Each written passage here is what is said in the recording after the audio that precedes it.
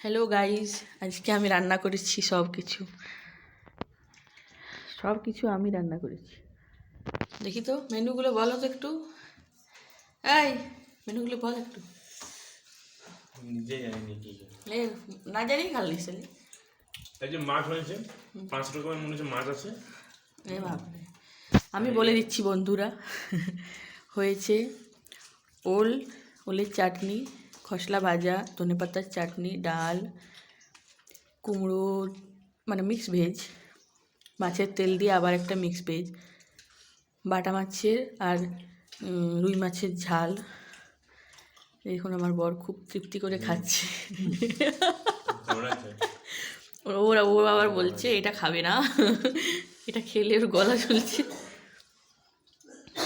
ওদিকে আমার শাশুমা আসছেন, খেতে দিয়ে দেবেন, তাছাড়া আমি খাবো না, বসে আছি। ওটা আমারই, ওটা চিন্তা নেই, আমি আজকে তো শ্যাম্পু করেছি।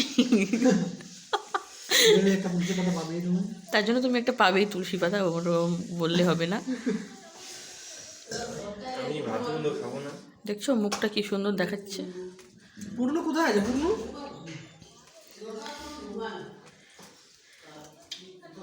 আর আমি এখানে খাবো, তার জন্য আমি বসে আছি।